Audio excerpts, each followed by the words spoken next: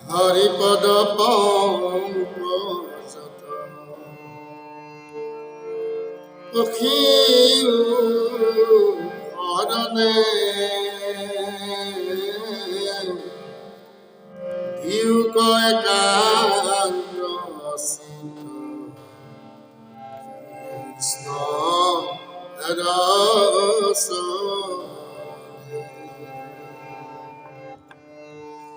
দিউক একান্ত কৃষ্ণ রস দেখা সমস্ত নৈমুটি সেবা জানাই মহন্ত ভিলেজ চ্যানেললৈ স্বাগতম জনাই আজি আমি নামঘৰ পাঠ আৰু ব্যাখ্যা এই অনুষ্ঠানৰ একাধিক্ৰমে ভাগ নম্বৰ 133 তাৰিখ কৰিছোঁ।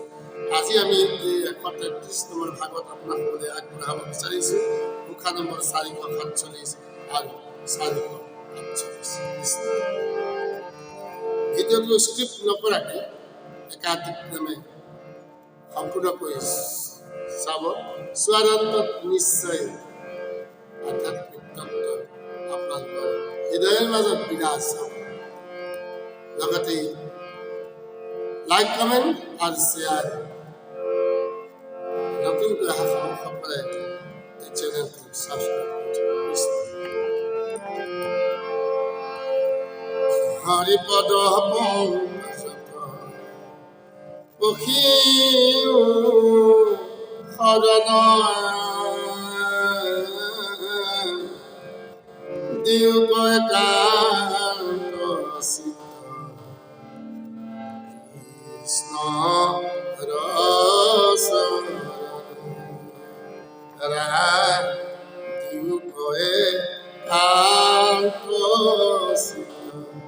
কৃষ্ণ ৰস।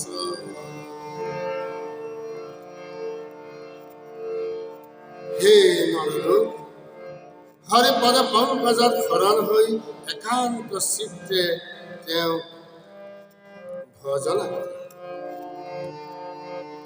মহাপুৰুষ জনাই কলিৰ পাপমতী মনুষ্যসকলক হৰিপদ পঙ্কজত শৰণ হৈ তেওঁতেই চিত্ত নিবেশ কৰিবলৈ উপদেশ দিছে। কলিযুগত অন্যবোৰ সাধন ভজন অতিকে কষ্ট।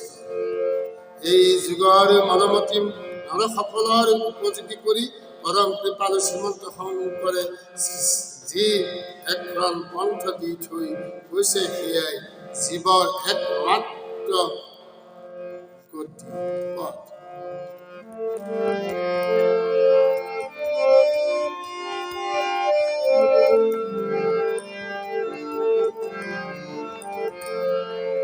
পাপী তাপী দুৰাচাৰী সকলোৱে কৃপাময় ঈশ্বৰৰ চৰণৰ শৰণাপন্ন হ'ব পাৰে।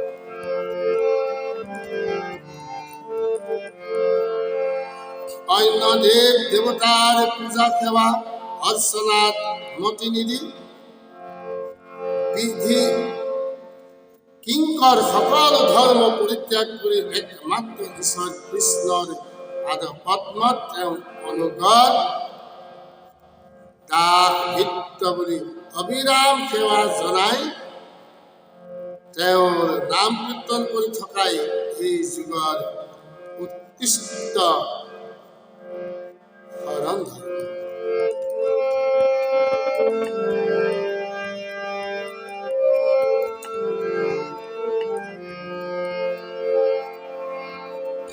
একাদশ স্কন্ধত শ্ৰীমদ ভাগৱতত কৈছে লোভ মোহ কামে ক্ৰোধ বিষয়াত সুখে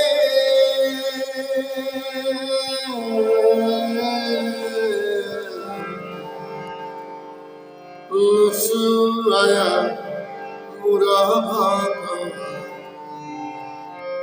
ভক একো দুখে নুচুৱায় মোৰ ভক একো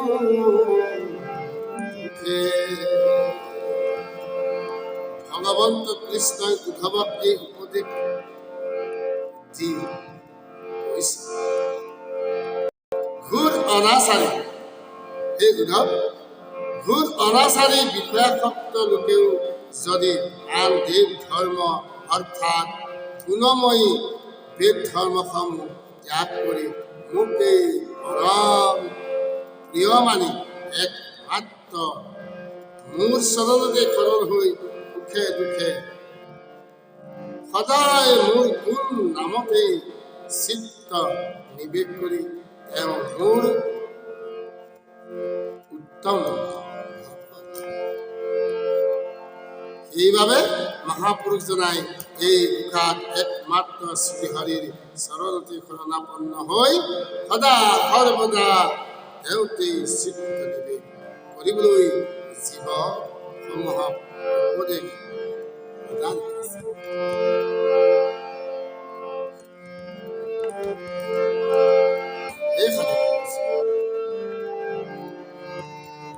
আমি আগবাঢ়িছো উশা নম্বৰ 448।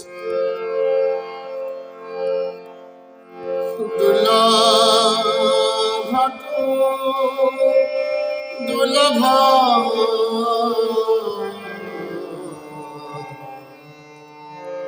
হৰিৰ গুণ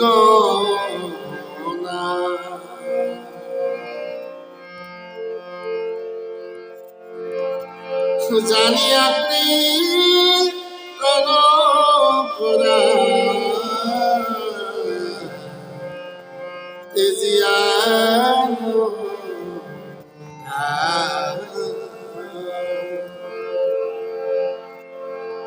জানিয়া তন পুৰা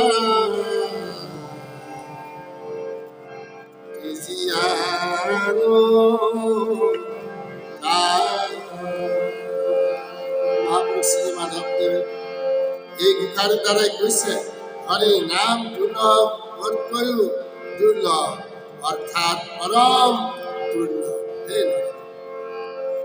এই কথা জানি অন্য সকল ধৰ্ম আৰু কামনা ত্যাগ কৰি একমাত্ৰ হৰিগুণ নামতে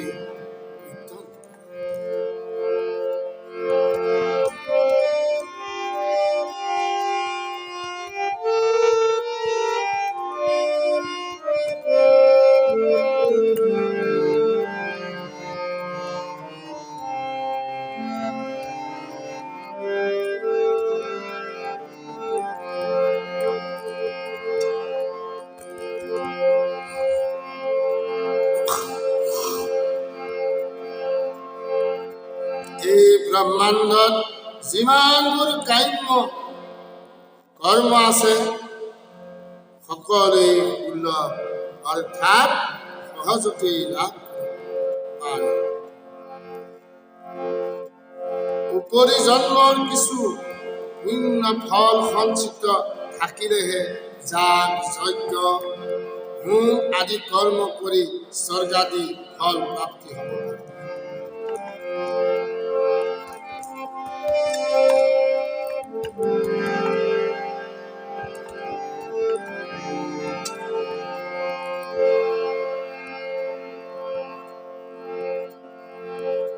কিন্তু কোটি কোটি জন্মৰ মহাপুণ্য ৰাশি সঞ্চিত হৈ নাথাকিলে জীৱে হৰি নাম লব কোন কালে। ভাগৱতত কৈছে, কোটি কোটি জনমৰ মহা তাপস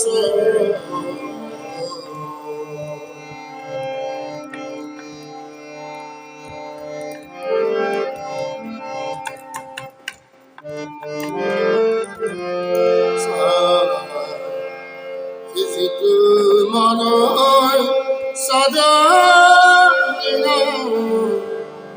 তৰে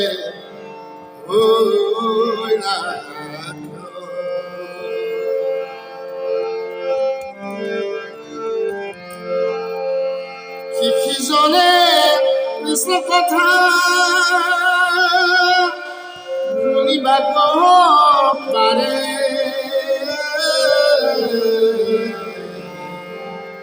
পাপীৰ কান্ত পাপে খুচি হেন তাৰে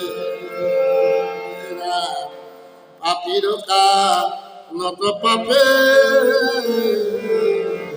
খুচি হেন তাৰে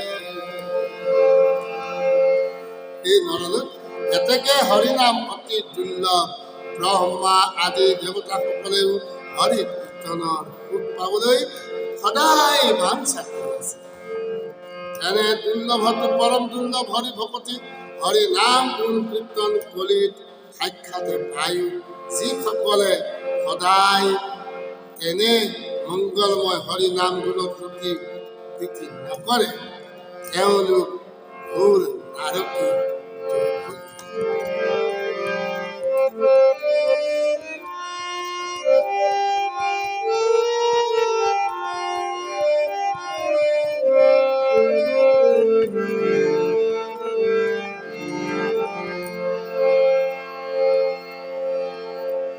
সেইবাবে এই ঘোষাত গুৰুজনাই কলিৰ পাপমুক্তি মনুষ্যসকলৰ অনান্য বিষয়ৰ কামনা বাসনা ত্যাগ পৰিত্যাগ কৰি বেদ বিহিত কৰ্মসমূহৰ ওপৰত লেখ মাত্ৰ ভৰসা নকৰি অবিশ্ৰাম কেৱল হৰি নাম গুণ কীৰ্তন কৰি ধন্য হ'বলৈ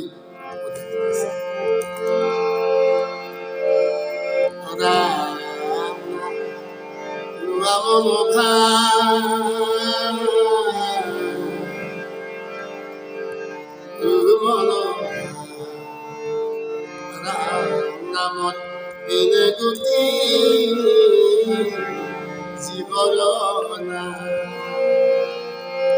নাম নাম বিনে আৰু জীৱৰ কৃষ্ণ